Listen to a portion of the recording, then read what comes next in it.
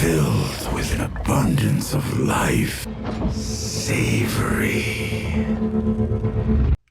Hey guys, what is going on? And welcome back to another video. Today we are taking a look at my custom Transformers Rise of the Beasts Yolopark Scourge. So without further ado, let's go check them out. So with my Scourge, I really wanted to do something that I've already done with a custom before. So this is the inspiration for how I got the color scheme for the Scourge with my custom Studio Series Rise of the Beasts Leader Cast Scourge. Now, obviously, I went with a pure brown, a brown paint scheme for the overall robot, and then obviously the robot parts would be gunmetal gray, and that's exactly what I incorporated from this one to this one, and I really think it worked very well. So what we're going to do is we're going to have a quick look at the Yolopark's weapons that I've done, and then we'll take a look at this bad boy. So let's start off with the accessories. Obviously, we'll start off with his hand that I already had installed. Here it is.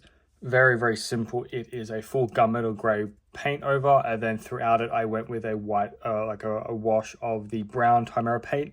A few times I did that just to kind of let it slowly sink in. Then I went with a full paint wash, and then I dabbed it over with a paper towel. But it came out well. Gives the impression that it's a little bit rusted, a little bit aged, and I think that's really what I wanted to go for with these parts. Next up, we have his arm blade that he has in the film. Just a generic gunmetal gray wash over it, and then a little bit of silver scattered throughout the ends of the blade just to give the illusion that he has been in a few fights with it and used it as a weapon. And then here he is with it installed, just so you can see the kind of contrasting colors, just to give it a bit of a color difference, so it's a bit more standing out, if that makes sense.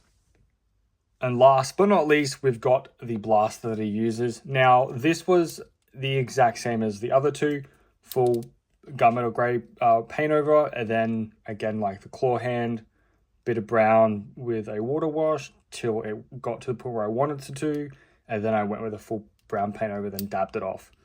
Pretty much the exact same. It works well. It looks fun. I think it looks great. And then just in the barrel itself, we have the copper Chimera paint. But it looks cool, and I think it works really well. Before I get to anything else quickly, I just want to point out, as you can probably see, we are missing a piece here, and then also a piece here. Now, when I first bought this, he was already missing this side of this armor piece, which kind of sucked. I never got a message back from Yolopark, which was disappointing. But then this piece I did have already with the figure. It did come with it, but I accidentally snapped it off to the point where it could no longer be possible to put back onto the figure. So I just left them off. Kind of works in my opinion, having Scourge, having a few pieces of his armor missing in battles. But, you know, that's fine, and I think it just works. Getting a close-up look of the figure, as we can see with that head, we have multiple scratches throughout the battle mask to give the illusion, again, that he has gone through a fair amount of battles. And then we can also see that big hole in the side of the head with a bit of orange and yellow Chimera paint to give kind of the rusting energon coming out of it. Moving on to the chest and bottom half of the body, we've got some nice brown paint throughout it, a little bit of silver to cover the chains throughout his chest. Then as we move down, we've got some bit of a black wash and a brown wash to the abdomen to kind of give a bit of a rusty and dirty look, and that kind of does carry over to the back as well. More scratches, more dirtiness to the back of the smokestacks and the lower half of the torso. Now, both arms are pretty much the exact same. We have instead intensive damage of scrapes of the metal throughout the shoulders, and that goes all the way down to the forearms and the hand as well. We've got the faction symbols all covered in silver paint to highlight them of all of Scourge's trophies. Coming over to the other side, pretty much the exact same. Coming down as well. Nothing on the claw hand, as we can see, because that was left free. More on the back of the shoulder and the elbow. But looking really, really nice. Lastly, we've got the legs, and honestly, there isn't too much to them.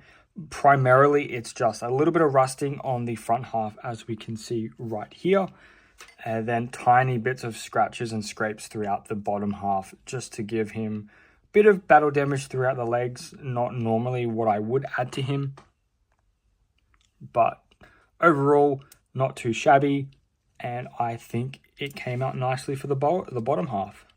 So what we're going to do now is going to take Scourge out to do some toy photography, and hopefully we can get some really, really great shots. I really want to incorporate a lot of kind of scene recreations from Rise of the Beasts, so let's go.